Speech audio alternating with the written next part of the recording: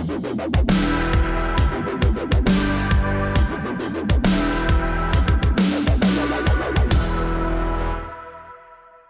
right. Well, hello and welcome to our second episode of the Scalefusion podcast, Insights from the Ecosystem. My name is Stephen Gohl. I'm Director of Strategic Partnerships for Scalefusion. And with me today, I've got Paul Troisi. I knew I was going to butcher this, Paul. I'm sorry. Paul That's okay. Troisi from Troy Mobility. Paul's founder and Chief Customer Officer at Troy Mobility. It's great to have you on, Paul. Thank you for joining, and looking forward to our conversation today. Yeah, thanks for the invitation, Steve. Really appreciate the opportunity today.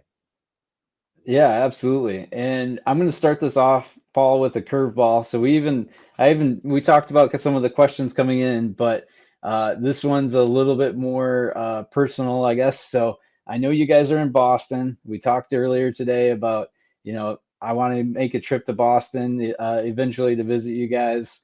My question for you, or for the audience, that you can share with the audience is, if somebody's coming to Boston for the first time and they're visiting, they're a tourist like I'm going to be, I've never been there before. Can you give us one or two top things that you like must do things if you're visiting Boston? That's a loaded question because there's a lot of history here in Boston, Stephen. So the first thing I would always say is get into downtown Boston, and if you're a history buff, go jump on the Freedom Trail. Okay, that will take Okay. you 2, 3 mile walk through some of the history through the North End, Old North Church. Get some fantastic cannoli and some outstanding pasta right there in the North End. Migrate over to Faneuil Hall, head on up to the Capitol. It's all within walking distance. The second thing is definitely make it a point to get over to Fenway Park. It's one of the oldest Oh parks in yeah. Major League Baseball. We're a baseball city. You got to go see the Green Monster, even if it's from the backside, and go have a pint in the cask and flagon. Awesome. Yeah, I would love that. I love checking out new ballparks. So I hope I can get out there this summer to visit you guys and to check out Boston. So Um, Paul, again, I appreciate you being on. Tell us a little bit more about Troy Mobility. I know some of our audience probably isn't as familiar with you guys. Can you give us your story? Tell us about what you guys do, how long you've been around, and kind of what's the DNA of Troy Mobility? Sure. Love talking about the business, Steve. So we are Troy Mobility is a 13-year-old mobile security solution provider as well as a managed mobility service provider. When we started the business, when I started the business back in 2010, when nobody really had a right to be starting a business, smack dab in the middle of a recession, the goals of the business that have resonated through the years is to be an outstanding, trusted advisor to the SMB and the mid market. That's kind of where we really centered, the business. It was centered around mobile security. It was Okay. centered around, customers have the same needs as large enterprise and public sector organizations, except the challenge is there's either a lack of expertise in particular around mobile security, or they didn't really have a vendor that they could turn to or a partner they could turn to that was knowledgeable in the space. So as the business has grown, the business has really taken a lot of different turns, but it's always remained at its core roots of providing options for our customers around mobile security, understanding the challenges that you have, and then being a trusted advisor to the SMB and the mid market.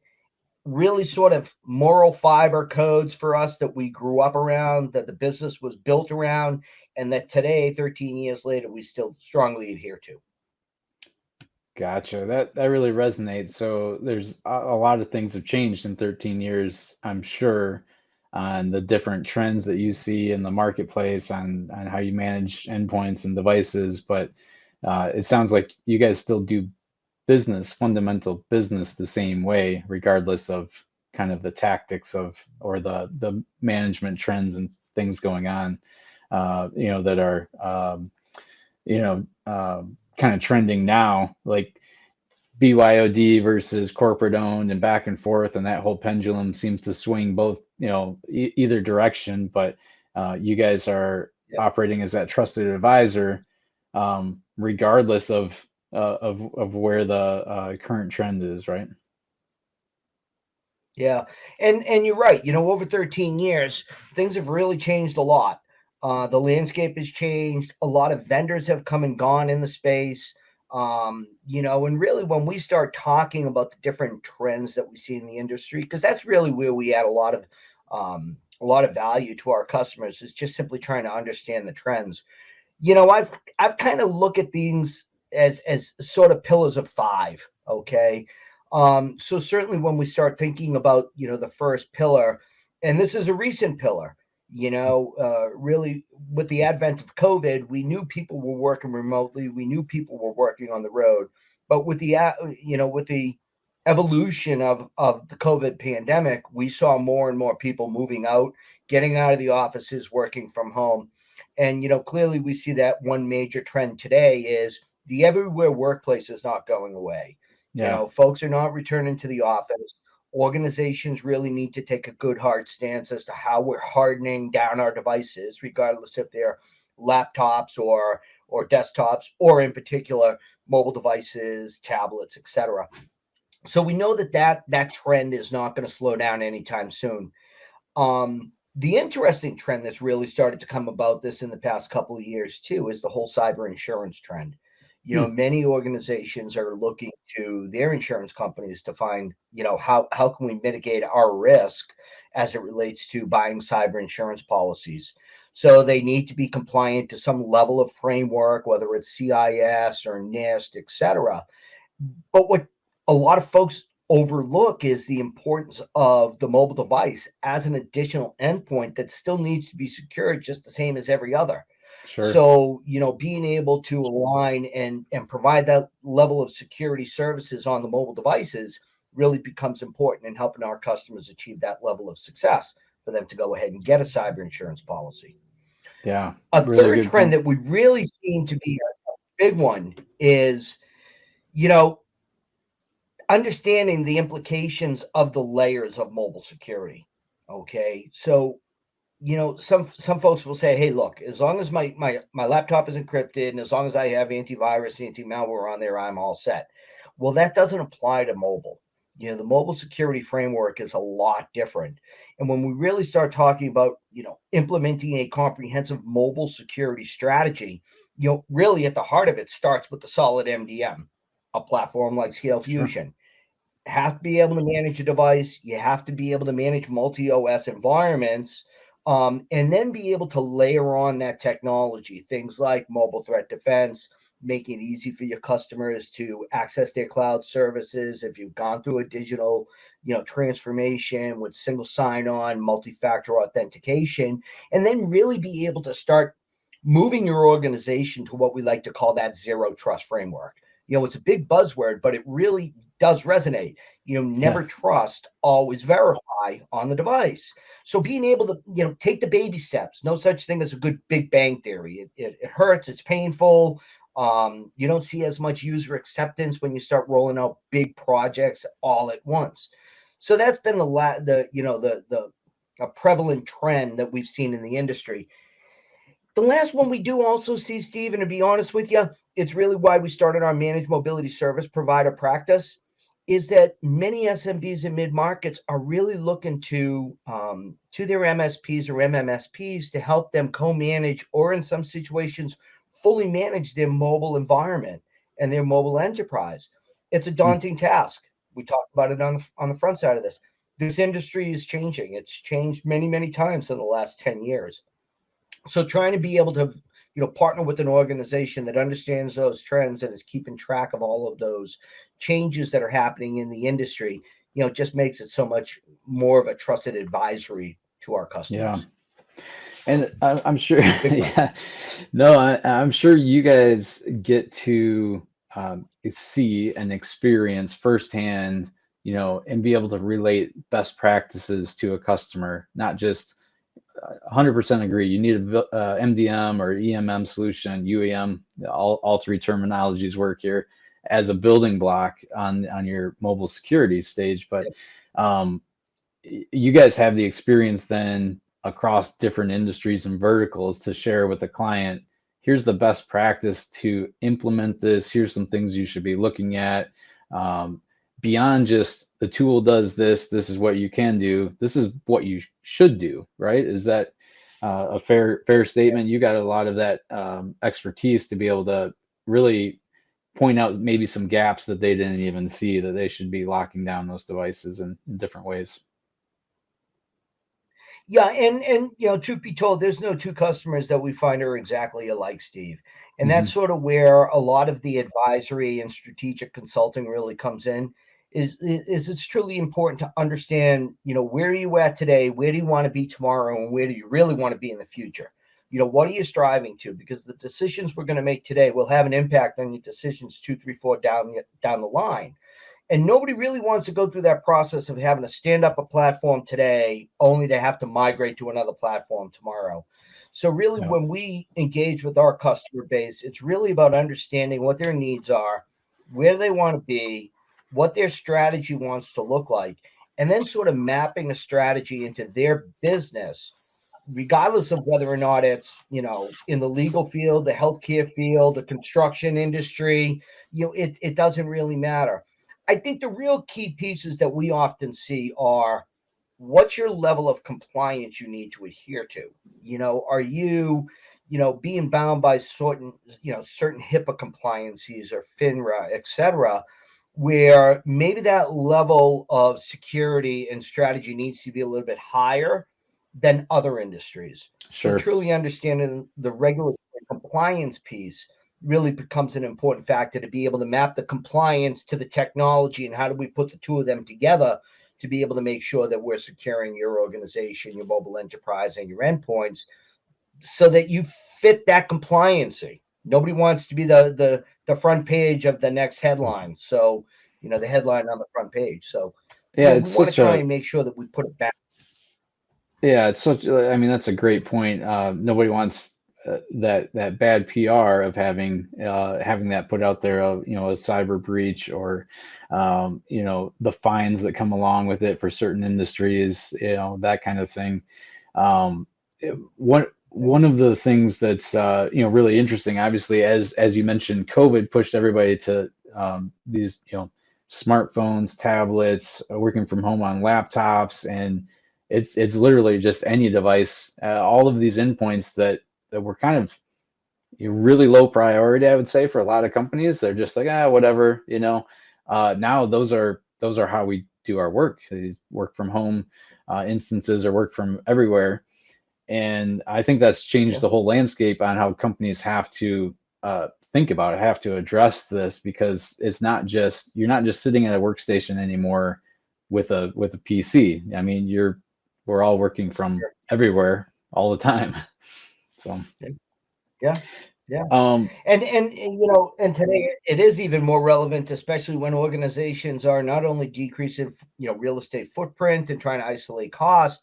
You see a lot of them saying, here, we're going to move away from the ownership of these devices and corporate yeah, owned devices, and saying, here, we're going to give our employees the capabilities to, manage their own plans, their own devices. But, there are things that are outside of the purview, like, are you connecting on your home Wi-Fi without a secure access? Do you have a Wi-Fi passcode on your home router? That then opens up, potential risk to those organizations, because you don't have that solid footprint and solid handle on how you're securing that device. So that really lends into the importance of having an MDM and being able to push managed applications and manage configuration. So at least you can gain the comfort in knowing that if that user is using their own personal device, we can at least get our data back in the event that there's something that happens. yeah. There's some anomaly that happens, either on the device or the network. Being able to at least protect your interest and contain your data and mitigate that risk, if you will. Yeah, absolutely. And I think there's definitely a level of severity or priority to company owned data. Certain data is going to be much more sensitive that you're going to have to take more effort to protect than others. Let's just be Mm-hmm. honest. But having making sure that really customer sensitive information, that company sensitive information is protected, containerized, locked down is a minimum that they have to be looking at, especially if when you're going with BYOD devices. But shifting gears a little bit on I'm just curious on your insights. We've seen a lot of customer companies go back to like, well, I want more control, so I want to deploy corporate owned devices. So I've personally seen more of a shift away from BYOD and more back towards corporate owned devices for these reasons. You can have more control over them. You Mhm. can lock them down in more restrictive ways. Um, and I say restrictive. It is kind of restrictive to the end user sometimes, but it's for the purpose of protecting the company and the data and everything on it. In the hardware Yep. space, have you seen any trends, maybe specifically towards operating systems, or uh, maybe in the past it used to be a company would pick one specific operating system and everybody be an Apple shop, or everybody be Android or Windows, or is everything kind of just gone? Hey, since COVID, it's everything. Everybody has mixed environments, or have you seen any trends with the customers you guys work with uh, on the hardware side? Yeah, that's an interesting question, Steve. Clearly we still see, many regulated organizations that want to go to corporate-owned devices kind of still migrating and gravitating toward Apple devices. Okay, Okay. clearly because the capabilities to supervise those devices enhance a higher level of security capability functionality on those devices from a lockdown perspective, does give companies a little bit more comfort in knowing that they can provide that enhanced level of security on the devices. We're seeing a large uptick in organizations with corporate owned single use devices for things like digital signage, Hmm. kiosks, so on and so forth, looking more toward an Android operating system because they have more choice around the hardware.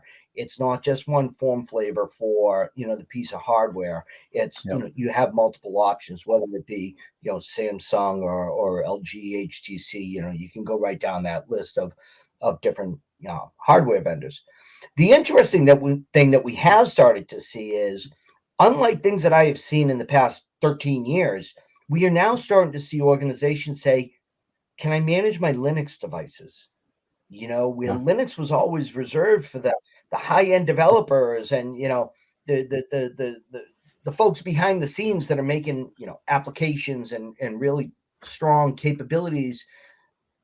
I haven't seen this much Linux activity, in the market in the last 13 years, and it's really just been in the past year or two that we've started to see more requests around Linux capabilities. Not hardware related, Yeah. it's OS related, but Yeah. it's still Exactly. something that we from a trend.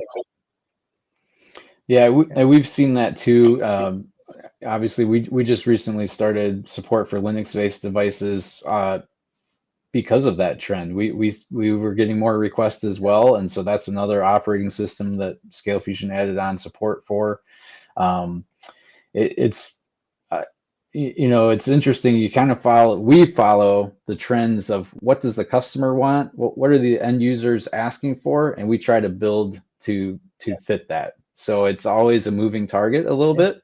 Um, but it's always good Mhm. to know what you're seeing in the industry is from a hardware perspective to hardware OS, just to try to Yeah. see where we're going next. So yeah. Yeah.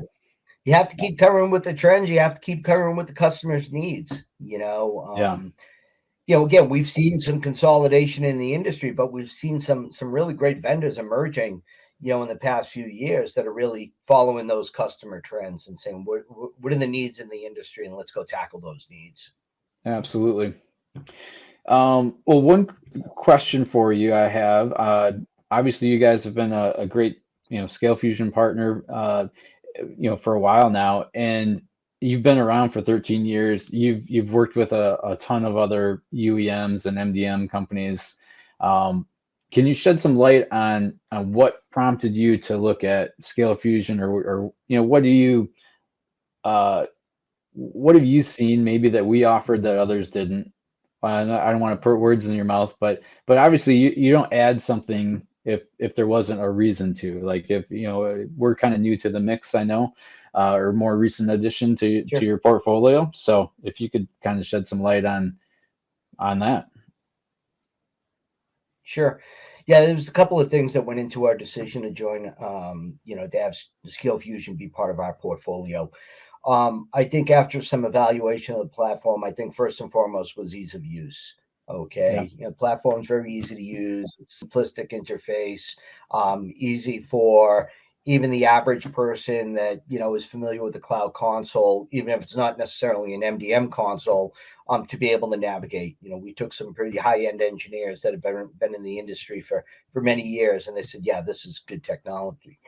I think the second thing that we really looked at was support.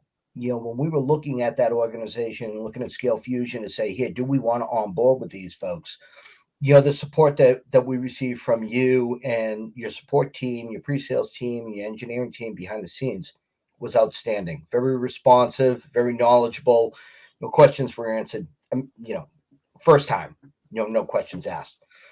The third of which is it's strangely enough is some of the functionality that you folks have brought to bear in the platform has been great. The geofencing piece and capabilities around location services and tracking. It's a request that we hear on a very constant basis from our customers, in which they want to increase that level.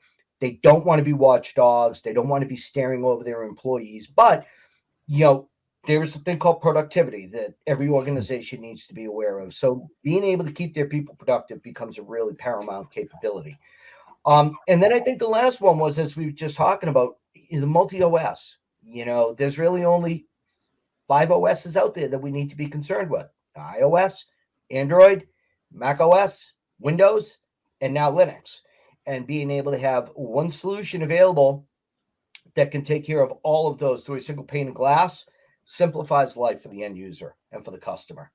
And then lastly, the capabilities to be able to bring in Scalefusion as a managed mobility services partner, and be able to provide a rock solid solution in which we can also now provide co-managed or fully managed solutions wrapped around the platform.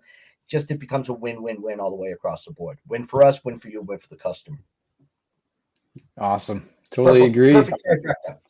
I appreciate it, man. And our marketing team can just take a little snippet of that and put you all over the place, do it all over the internet, saying how great Scalefusion is. So I love it. Hey, I'll give Joking the aside, though, testimonials. yeah, right.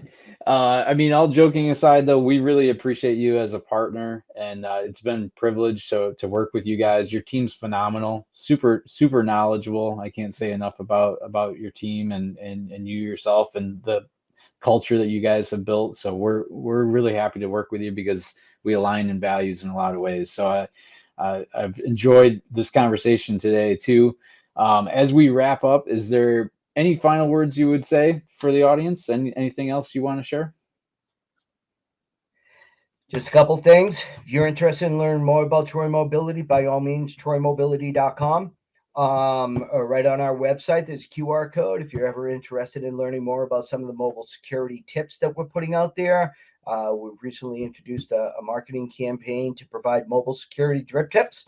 So if you're interested in learning more and just the little snippets about things that you can do to secure your mobile enterprise, by all means, we'd welcome you to visit the website. There's contact us form on there.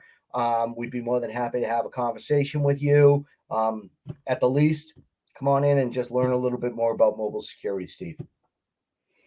That's awesome. Well, thanks, Paul. I appreciate you being on. Thanks everyone for tuning in today, and we'll see you on the next episode. Thanks a lot. Thanks, Steve. Great talking with you.